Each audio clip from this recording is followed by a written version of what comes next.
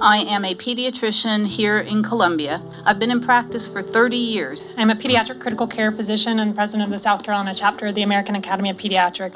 As someone who runs support groups, a licensed professional counselor associate, a mom of 4 teenagers, one of which is trans. I would like to first share with you an anonymous letter we received from a South Carolina teenager. Hi, I am a 17-year-old trans kid in South Carolina. I have a child who is gender diverse and under the transgender umbrella. As a combat veteran and very proud father of a trans child, I'm here today because my granddaughter is transgender. I'm currently a freshman at Georgetown University, and I also happen to be the proud sister to a transgender brother. And I'm testifying strongly against Bill H. 4624. And I ask you to vote against House Bill 4624. I'm opposed to Bill 4624. I speak today in opposition of H. 4624. So I'm here in opposition to H 4624. I'm here to speak in opposition to H 4624. H 4624 sends the broader message that people like my brother are undeserving of the pure joy that comes from being able to live as one's true self. I cannot refute the negative impacts on South Carolina that 4624 will have, especially on mental health care. And there's nothing good in this bill for her or for the other youth of this state. There have been concerns raised about medications used for young transgender children without parental involvement and consent. This does not happen. There is no gender confirmation surgery occurring here in minors in South Carolina. None. I will repeat, this does not happen. genetic studies have identified 21 rare variants and 19 separate genes that play essential roles in pathways involved in the development of masculine or feminine brain development. To be clear, there's no such thing as a child coming in after watching a video on social media saying, I think I'm trans, and then we start them on meds. That just doesn't happen and can be taken off the list of concerns. Trans people already have a hard enough time living in a society that still has trouble accepting them as human beings, as children of God created in His image.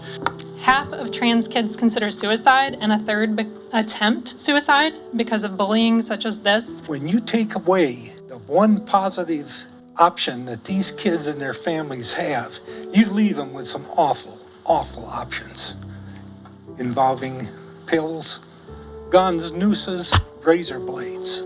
I cannot give you my name because I am one of the trans youth who are at a risk of physical harm if my family were to find out I were trans. Some students poked fun at him and others provoked arguments with him about the validity of his identity. As Knox's little sister, I overheard and often cried over the comments that people knew better than to say to his face. We were explaining to my daughter that we were coming here about this bill. And she asked us point blank why you all don't believe her, or why people don't believe her. She knows who she is. My child has been out for over 2 years, and this is a small part of who they are. They are also a straight-A student and an artist. They are thriving with the support of family, teachers, coaches, as well as therapists and doctors who love my child as I do. This whole suggestion of a transgender ideology, like it's some nasty thing that's going on. As the Bells testified, as others have testified, this is not a journey anyone wants for their kids. Look at you and what you're doing to the kids. Because as parents, we don't choose this journey for her. Oh my goodness, this is a painful journey. And this bill poses a serious threat to their mental health of transgender youth in our state, to their safety, dignity, and equal treatment that every individual deserves. Since gender dysphoria has a clear biological basis, then the treatment of gender dysphoria needs to remain in the hands of medical professionals. In a well-governed, free country, access to medical treatment should not be denied if the appropriate consent can be given. Lucky for me, no one in this legislature had the idea to outlaw cancer treatments for the sake of fear-mongering and earning cheap political points. I want each of you that are in favor of this bill today to examine your credentials and your education, then ask yourself if you treat these kind of patients of any kind. If the answer is no, that should be your response to this bill today. Listen to the parents, listen to the doctors. You're dictating the practice of medicine, and there is malpractice involved in what you're prescribing. In a world that constantly insults, vilifies, and invalidates young trans people, it is the absolute least you can do to ensure that they are still respected and affirmed by their healthcare providers. I was deployed to fight religious extremism and help set up democracy in another country halfway across the globe. Only to come home and now have to defend against a different faction of religious extremists in my own backyard. There's nothing in this bill that helps her. Everything in this bill hurts her. This is a terrible bill.